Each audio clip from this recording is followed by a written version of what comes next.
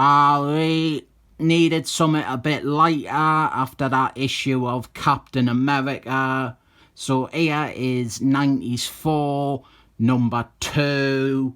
This is the Thor spin-off book starring 90s Thor. And this one has him face the Juggernaut, Tom Falcon. He has never been afraid to go back to the same well over and over again.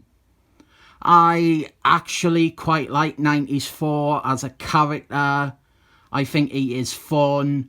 But the problem is that his creators, Tom Falcon and Frenz, they didn't seem to want him to ever be anything more than a bumbling buffoon and a klutz. And instead it is other writers like Jim Starman and Marky Mark who wound up writing what would be the moments that made 90s Thor feel like something more than just a comedy character. The Tom Falcon and Frenz stuff, it isn't bad by any stretch, but even in universe, pretty much nobody respects 90s Thor in their stories. We open here with a nice crossover sort of thing that I love. 90s Thor is dropping in on his Avengers teammates to have Darth Knight use his seldom seen scientific background to analyse this magic axe that 90s Thor took from a baddie. I do love this. It's something you often get when the writers are people like Tom Falcon or Marky Mark or Roy Sternman, editors or people who started as editors. They tend to think like this and go, it makes sense to have a little cross-title thing here with 90s Thor gone into the Avengers. And we have references to recent events in the Avengers book 2, like the love triangle between Darth Knight and Iris West, and down here Big Barda, who is watching it all from a window. And here is a 90s Thor image. And 90s Thor, after he stopped using Thor's magic armor, he got his own magic armor. Well, it's actually a magic mace. It didn't have quite the same powers as Thor's magic armor. And 90s Thor, he's not as strong as Thor. And his magic mace, it don't have any of the wacky stuff that Thor's magic armor does. And this issue, it has the same thing that Miracle Man issue had, where it's like we have this goofy stuff. 90s Thor, he is such a doofus, he cannot even hire a rental car. And then we also have this jarring, serious stuff about how 90s Thor's ex-wife, she is getting beaten up by her new fella, and it feels so out of place.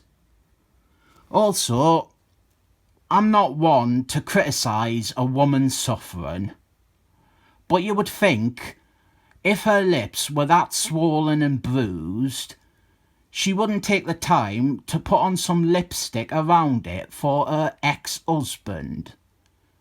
Then we have the ex-wife's new fella. He has sort of kidnapped 90s Thor's son. And while this is all happening, Juggernaut shows up. And this is what the issue is all about. This is a fantastic picture of Juggernaut. Juggernaut, he is the real star of this issue. We have some fun visual stuff here with him just walking through trucks and attempts to stop them. Like some firemen, they spray him with a hose, but he just keeps on walking. Nothing can stop the Juggernaut bitch. And definitely not 90s Thor, who is a total joke. We have another good art bit with 90s Thor. He's trying to do a big, you shall not pass moment. But then he completely fails at it. And Juggernaut just steps over him. This is the book's title character, 90s Thor. He is meant to be the lead. He spectacularly failed at his attempt to have a big, epic, cool moment here. And it gets worse because then the firemen have to come and help 90s Thor. And one of them gans, easy, mister, you should not have gotten involved like that.